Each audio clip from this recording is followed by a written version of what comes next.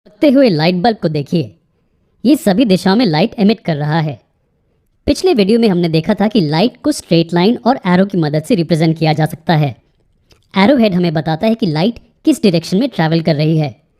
ये एक लाइट रे है और इसी तरह ही लाइट की ऐसी इन्फिनिट रेज होती हैं जो बल्ब से आती हैं और इन्हें ऐसे अलग अलग डायरेक्शन में ट्रैवल करते हुए दिखाया जा सकता है।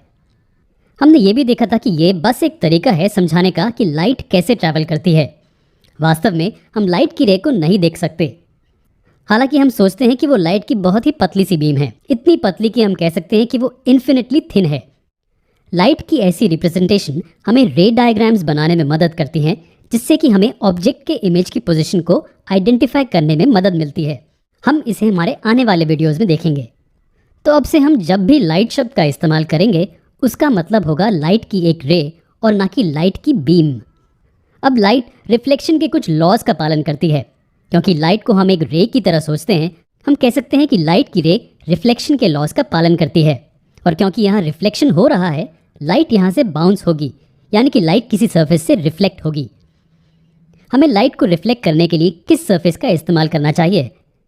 हमने देखा कि मिरर की शाइनी सरफेस ज़्यादातर लाइट रिफ्लेक्ट करती है, इसलिए हम इन लॉज को पढ़ने के लिए मिरर की प्लेन सरफेस का इस्तेमाल करेंगे।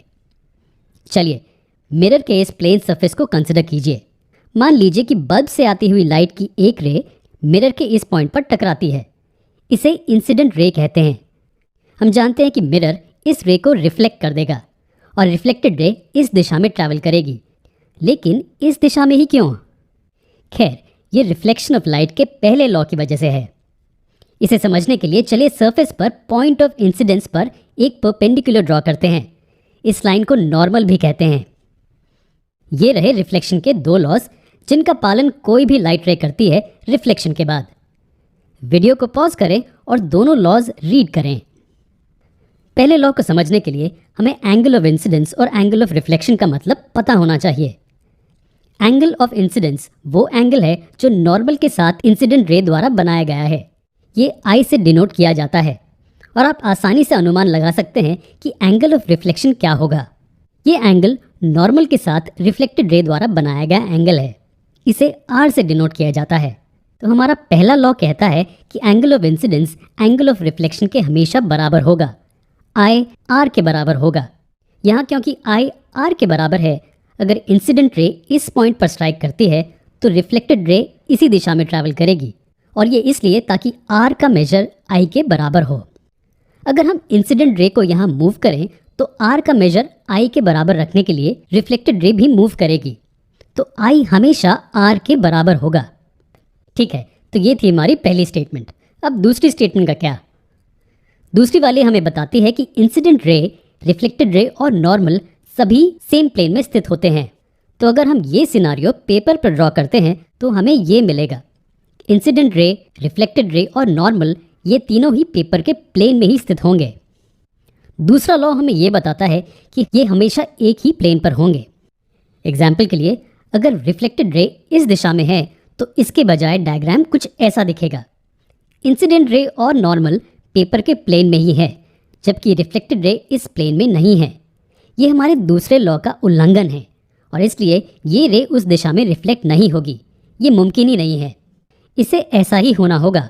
आई आर के बराबर होगा और ये एक ही प्लेन पर स्थित होंगे। हर लाइट रे को इन दो लॉज का पालन करना होता है। जी हाँ, इससे फर्क नहीं पड़ता कि लाइट रे किस दिशा में इंसिडेंट होती है। रिफ्लेक्टेड रे ऐसी दिशा में ट्रैवल करेगी जिससे रिफ्लेक्शन के लॉज का पालन हो। ठीक है, यहाँ आपके लिए एक सवाल है। अगर एक लाइट रे मिरर के सरफेस को परपेंडिकुलर इंसिडेंट हो तो रिफ्लेक्टेड रे कौन सी दिशा में ट्रैवल करेगी? इस केस में एंगल ऑफ रिफ्लेक्शन क्या होगा?